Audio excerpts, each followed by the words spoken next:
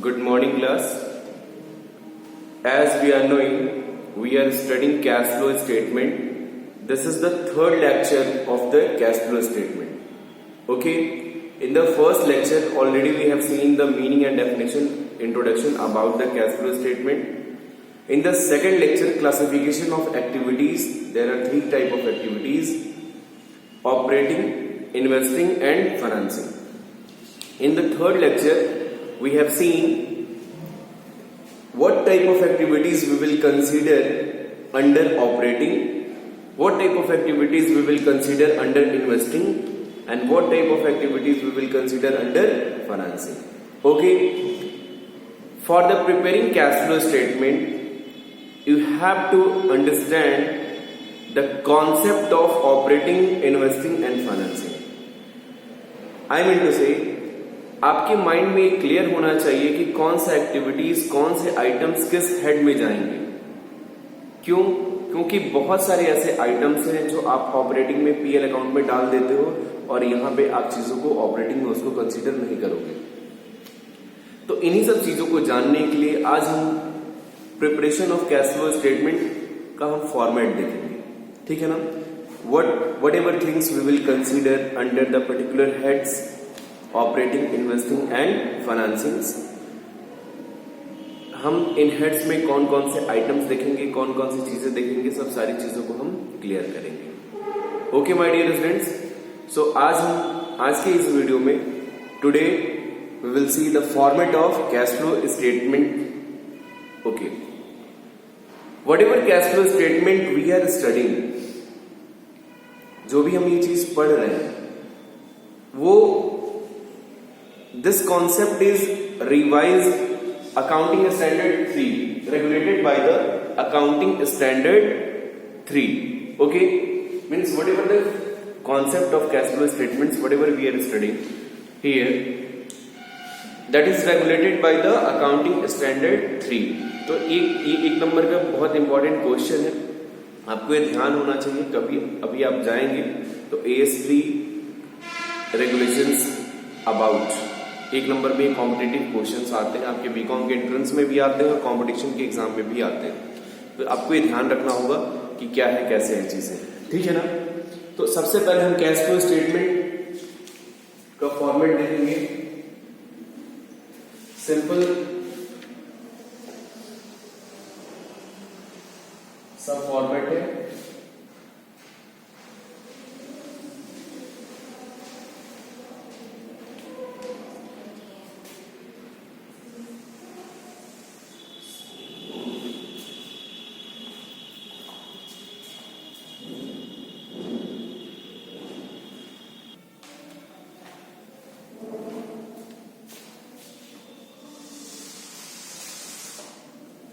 Okay, my dear friends, this is the basic format of the cash flow statement. Okay, first of all, it's a very simple format.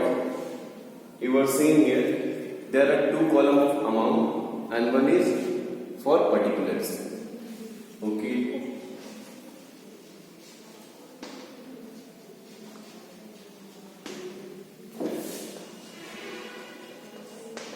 And here final amount.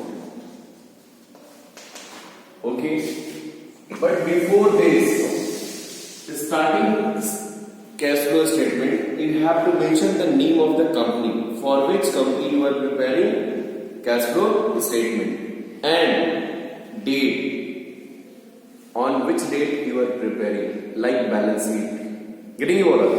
So first of all, suppose XYZ Limited, the name of the company.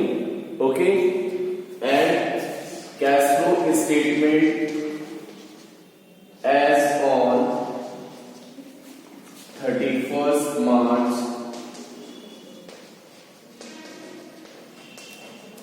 20. Okay, you will mention the date because it's important. Okay, so start first of all. Under this format, we will sum up all the activities of the cash flow statements, whatever we have studied in the second lecture of the cash flow statement. Okay, so first of all, the first heading is cash flow from operating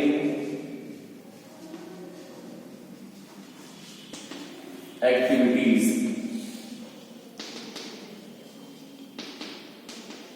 Cash flow from operating activities.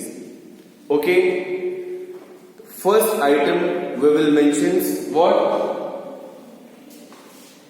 Net profit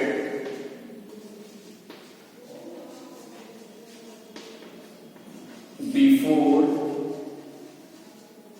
tax. Okay, net profit before tax. Clear? NPBT. NPBT. Net profit before tax. Net profit for the current year. Net profit for the current year you will mention here. Okay, before paying tax. अगर आपने tax पे रखा है तो वो profit नहीं, tax पे करने से पहले की प्रॉफिट आप यहां लिखेंगे। अगर नहीं दिया होगा, क्वेश्चन में बहुत बार नहीं देता है, बहुत सारे आइटम्स दे देता है, बहुत सारे प्रॉफिट का डिस्ट्रीब्यूशन दे देता है, तो आप कैलकुलेट करेंगे। क्या कैलकुलेट करेंगे इस आइटम को? आपको पहला ही आइटम क्या करना होगा? कैलकुलेशन करना होगा उसका, ठीक है ना? तो you have to calculation for the net profit before tax. Okay ना? सो आपको कैलकुलेट करना होगा, क्या चीजें करनी होंगी? जो भी प्रॉफिट से चीजें माइनस की गई होंगी उसको आप क्या करेंगे? ऐड कर देंगे। और जो प्रॉफिट में माइनस कर दिया गया, ऐड किया हो गया, वो उसको क्या करेंगे? माइनस कर देंगे। क्लियर? करेंट ईयर के प्रॉफिट में एक बार फिर से सुनिए, एक बार लिसन। करेंट ईयर के प्रॉफिट में जो भी चीजें माइनस की गई होंगी उसको हम क्या करेंगे? प्लस कर देंगे। और जो चीजें प्लस की गई होंगी उसको हम क्या करेंगे? माइनस कर देंगे। क्लियर? तो आपको कैलकुलेशन क्या करना है? ध्यान रखिए, लिखिए calculation of NPBT. Do fast, calculation of NPBT. Calculation of NPBT हम यहां देख लेते हैं। कैलकुलेशन ऑफ एनपीबीटी,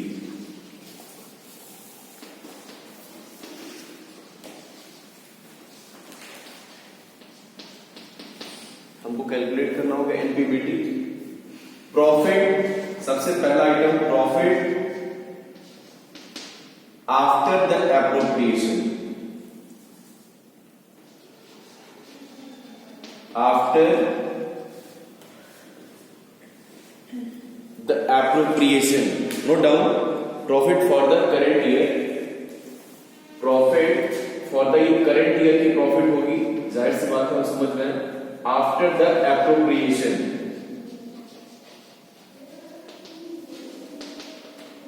एप्रोप्रिएशन का मतलब क्या होता है? एप्रोप्रिएशन का मतलब क्या होता है? क्या होता है? डिस्ट्रीब्यूशन ऑफ प्रॉफिट, यानी हम जहां जहां प्रॉफिट को बांटा है उसको क्या करेंगे? उस प्रॉफिट को वापस ऐड कर देंगे प्रॉफिट में। Clear? Not clear? Okay, hope आपको पीएल एप्रोप्रिएशन पार्टनरशिप में आपने पढ़ा है, बहुत अच्छे से पढ़ा है, उसको जाके आप देख लीजिएगा क्या होता है, ठीक है ना? तो जो भी चीजें हम देखेंगे profit for the current year after the appropriation, वो वाला अमाउंट लिखेंगे, ठीक? प्लस बहुत सारी चीजें इसमें हम क्या करेंगे? ऐड करेंगे, जो भी हम चीजें प्रॉफिट में से ड्यूरिंग द ईयर डिडक्ट किए। प्लस क्या करेंगे? लिखिए transfer to reserve. Transfer to reserve, जितने भी रिजर्व हमने बनाया है, transfer to reserve plus propose dividend,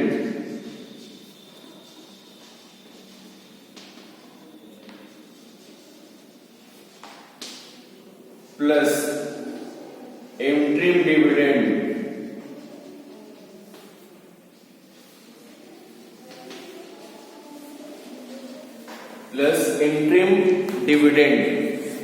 plus propose dividend plus interim dividend plus provision for taxation plus provision for taxation. Okay, ये जो भी अमाउंट आएगा we will note down minus any refund of tax। अगर वो add हुआ है तो उसको हम क्या करेंगे, यहाँ पे इससे माइनस कर देंगे, ये टोटल लिख के ये माइनस कर देंगे और फिर फाइनल अमाउंट हम एनपीबीटी में लिखेंगे। तो ये तो था calculation of NPBT, calculation of NPBT जो ऑपरेटिंग एक्टिविटीज में आप लिखेंगे। क्लियर, समझ में आ गया कैसे कैलकुलेट करेंगे? तो calculation of NPBT. Okay,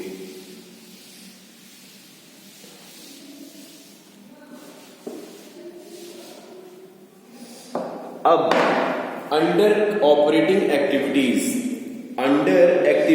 operating activities adjustment for non cash.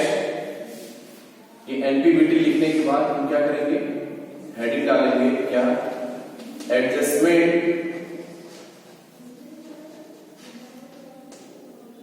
For non cash items, non cash items and adjustment for non-cash item and non-operating items and non-operating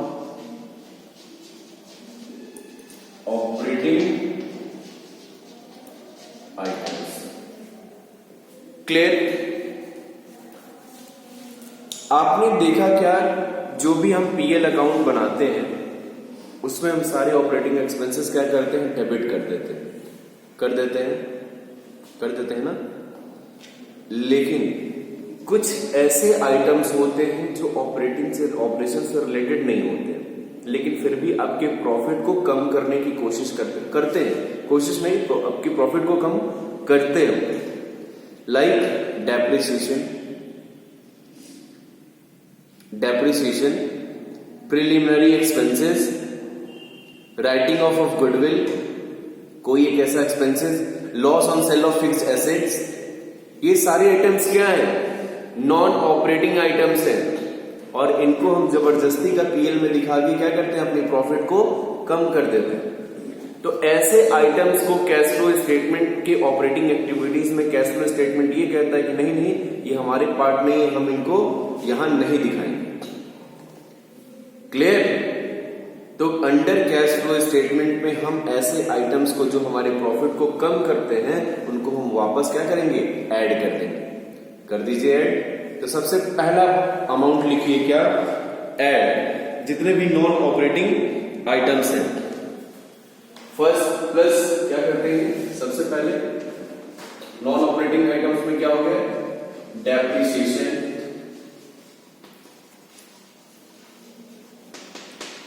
second preliminary expenses,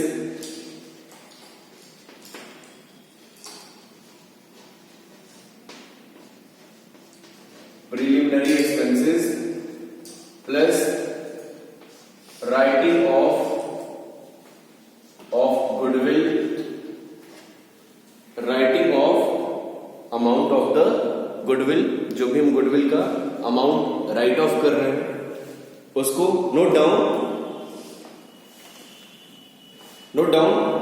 prepare the format of cash flow statement.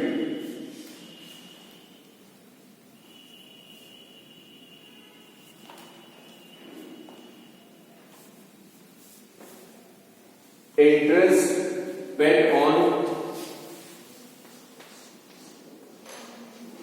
interest paid on LTL, long term loan, and STL, short term loan.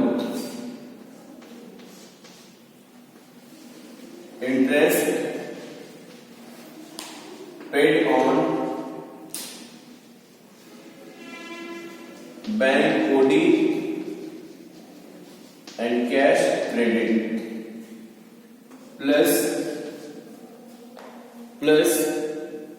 loss on sale of fixed assets,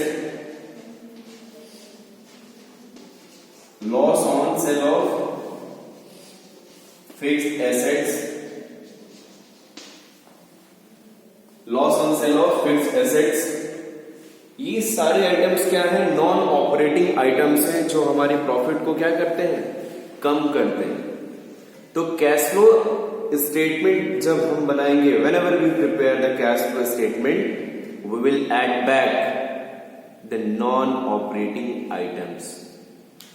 clear? आप सबको clear हो गया? Loss on sale of fixed assets ये कोई purchase and selling से related item है नहीं, हम एसेट्स बेचे हैं, हमको लॉस हुआ है, ये ऑपरेटिंग का पार्ट नहीं है। क्लियर? तो हम इसको क्या करेंगे? ये हमारी प्रॉफिट को, अगर हम पीएल अकाउंट में इसको दिखा रहे हैं तो मेरे प्रॉफिट को कम कर रहा है, तो हम क्या करेंगे? वापस एड बैक कर देंगे।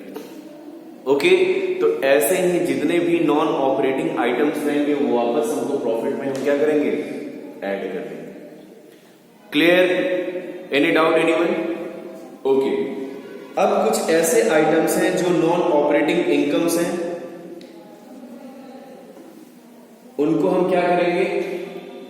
माइनस कर देंगे, जो हमारे ऑपरेटिंग का हिस्सा नहीं। ठीक है ना? ऐसे कुछ नॉन ऑपरेटिंग इनकम्स हैं, उनको हम क्या करेंगे? वापस माइनस कर देंगे। तो यहां पे लेस लिख देते हैं और देखते हैं कौन कौन से ऐसे इनकम्स हैं। जैसे interest received, interest received, okay, minus dividend received, dividend received, minus any rental income, कोई रेंट मिलता हो आपको ड्यू टू फिक्स्ड एसेट्स, घर का किराया मिला, उसको हम क्या करेंगे? वो हमारे ऑपरेटिंग का हिस्सा नहीं है। Minus profit on sale of fixed assets, profit on sale, अगर किसी एसेट्स को हम बेच रहे हैं, अगर उसके रिगार्डिंग हमको कोई भी प्रॉफिट हो रही है तो उस प्रॉफिट को हम क्या करेंगे? हाँ, माइनस कर देंगे। क्यों? क्योंकि वो ऑपरेटिंग प्रॉफिट का हिस्सा नहीं है। क्लियर? आपको समझ में आया क्या? सबसे पहले हम क्या निकालेंगे? Calculation of operating profit. ये हम जो कैलकुलेशन कर रहे हैं वो करेक्ट ऑपरेटिंग प्रॉफिट के लिए कर रहे हैं। ओके, तो हम अब हमारा निकल के आ जाएगा क्या? निकल के क्या आ जाएगा? ऑपरेटिंग प्रॉफिट आ जाएगा। ठीक है ना?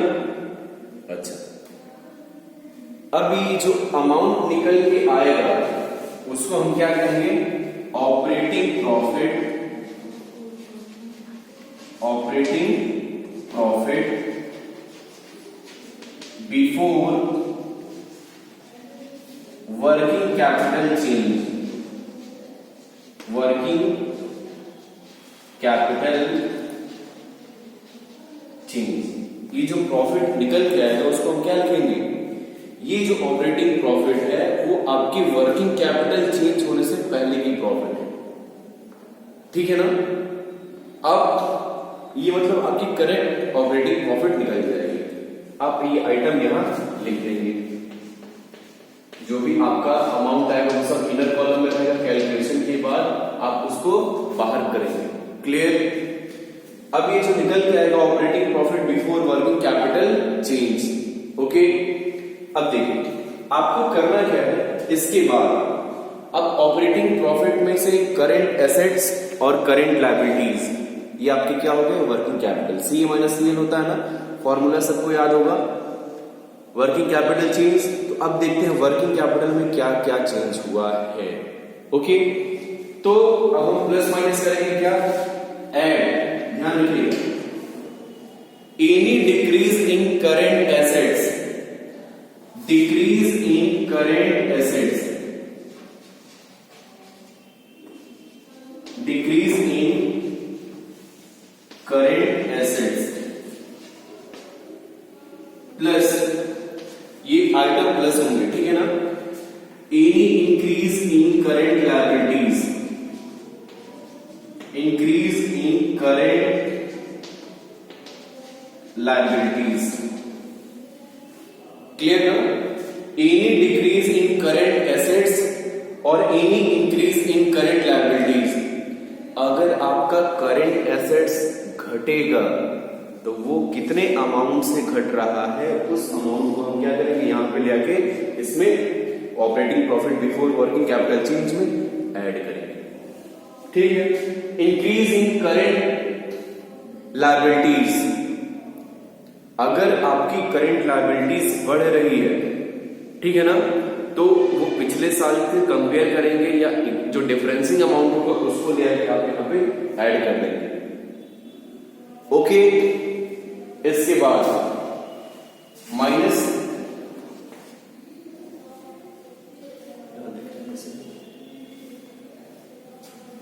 प्लस, माइनस वाले आइटम्स क्या होंगे, increase in current assets, increase in current assets and decrease in current liabilities, decrease in current liabilities. अगर करेंट एसेट्स में कोई भी क्या होता है इंक्रीज होता है और करेंट लायबिलिटीज में कोई भी डिक्रीज होता है, तो उसको हम क्या करेंगे वापस माइनस कर देंगे। उसके डिफरेंसिंग अमाउंट को पिछले साल से कितना चेंज हुआ है इसको हमको देखना है, और जो भी चेंज डिफरेंसिंग अमाउंट है उसको हम यहाँ पे माइनस कर देंगे। ओके, इसके बाद after this operating profit before working capital change में plus decrease in current assets plus increase in current liabilities minus increase in current assets plus decrease in current liabilities, इसको हम ध्यान रखेंगे। अब यहां पे आपको एग्जैक्टली करंट एसेट्स और करंट लायबिलिटीज की वैल्यू नहीं दी रहेगी क्वेश्चन में, आपको आइटम दिए रहेंगे। तो आपको ये जानकारी होनी चाहिए कि कौन कौन से एसेट्स करंट एसेट्स हैं, कौन कौन से एसेट्स फिक्स्ड एसेट्स हैं। ये अगर आपको नहीं जानकारी है तो जाके क्लासिफिकेशन ऑफ एसेट्स का एक वीडियो है क्लास 11th के, उसमें जाके आप देख सकते हैं क्लासिफिकेशंस ऑफ एसेट्स। उसमें मैंने एसेट्स के बाइफर्केशंस को, क्लासिफिकेशंस को, मतलब पूरा अच्छे से कौन कौन से एसेट्स करंट एसेट्स हैं, कौन कौन से एसेट फिक्स्ड एसेट्स हैं, जाके आप उस वीडियो को अच्छे से देख के समझ सकते हैं। क्लियर? तो ये चीज है, आपको ये ध्यान रखना है कि कौन कौन से assets, which are the current assets and which are the current liabilities. Okay, अब whatever we will get from this, ये जो अमाउंट रियलाइज होगा वो क्या होगा, कैश। ये मेरे पास स्पेस नहीं है इसलिए मैं इस स्पेस को यहां लिख रहा हूं थोड़ा सा, इसके नीचे वाला है, ठीक है ना, ध्यान रखिएगा इस चीज को। Cash generated from operating activities, operating activities जो भी निकल के आएगा हम यहां पे पूरा अमाउंट लिखेंगे, ठीक है ना। उसके बाद less if we are paying income tax, अगर हम इनकम टैक्स पे कर रहे हैं तो हम उसको क्या करेंगे माइनस कर देंगे।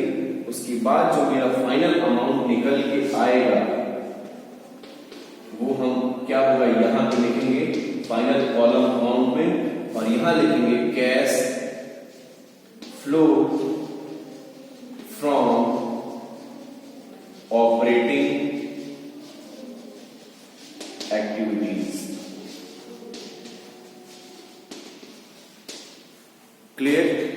पूरा निकल के आएगा। इतना एडजस्टमेंट करने के बाद आपका ये आंसर निकल के आएगा क्या? Cash flow from operating activities. Clear? आपको इस चीज की जानकारी होनी चाहिए कैसे क्या कर रहा है। सबसे पहले हम देखेंगे, फॉर्मेट बनाएंगे, कंपनी का नाम लिखेंगे। एक बार मैं रिवाइज कर देता हूँ चीजों को। Cash flow statement as of 31st, जो भी डेट होगा। सबसे पहले हम net profit before tax NPBT का कैलकुलेशन करेंगे। एनपीबीटी का कैलकुलेशन करने के बाद हम अमाउंट यहां लिख देंगे। ओके, फिर एडजस्टमेंट, कुछ ऐसी एडजस्टमेंट है जो non cash and non operating items के हैं, उनको हम करके हम सबसे पहले एनपीबीटी क्या करेक्ट ऑपरेटिंग प्रॉफिट निकालेंगे। ओके, तो इसमें समझना होगा आपको कौन कौन से नॉन ऑपरेटिंग एक्सपेंसेस हैं। Depreciation, preliminary expenses, working right of, sorry ये राइट ऑफ है, ध्यान रखिएगा, right of goodwill, interest paid on long term loan and short term loan, ये सब वापस ऐड करते जाएंगे। क्यों? क्योंकि सारे हम प्रॉफिट में से माइनस कर चुके हैं। तो हमको क्या चाहिए? क्या चाहिए हमको ये चाहिए operating profit before working capital change, मतलब करेक्ट वर्किंग ऑपरेटिंग प्रॉफिट चाहिए। Okay, interest paid on LDL and STL, interest paid on bank overdraft. ध्यान रखिएगा, बैंक ओवरड्राफ्ट का जो इंटरेस्ट है हम उसको नॉर्मली पीएल अकाउंट में लेके चले जाते हैं, लेकिन नहीं, बैंक ओवरड्राफ्ट मैंने बताया था क्लास 11th में आपको क्या है, bank overdraft is a type of loan. ठीक है ना? तो इस पे जो हम इंटरेस्ट पे करेंगे वो फाइनेंसिंग एक्टिविटीज में जाएगा, ये ऑपरेटिंग का हिस्सा नहीं है। तो इन सब सारी चीजों को आपको ध्यान रखना होगा। क्लियर? फिर less interest receive, whatever loss of sale of fixed assets, इसको भी हम ऐड करेंगे। Minus interest receive if any non-operating incomes already we have been credited, that will be minus interest received, dividend received, rental income, profit on sale of fixed assets। फिर आपका निकल जाएगा क्या?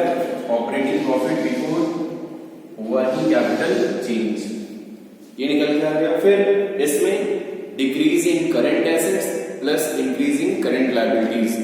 अगर किसी करंट एसेट और current liabilities में current asset घटता है, करंट लायबिलिटीज बढ़ती है, तो उसको उसके डिफरेंसिंग अमाउंट को हम ले आके यहाँ ऐड कर देंगे। अगर इंक्रीज इन करंट एसेट और डिक्रीज इन करंट लायबिलिटी होती है तो उसके डिफरेंसिंग अमाउंट को फ्रॉम द प्रेसिडिंग ईयर उसको हम क्या करेंगे? माइनस कर देंगे। फिर जो मेरा निकल के आएगा वो क्या? Cash generated from operating activities. इतना कैश मेरा क्रिएट होगा और less at last income tax, if we have paid then we will deduct income tax. हमारा निकल के आ जाएगा क्या? Cash flow from operating activities.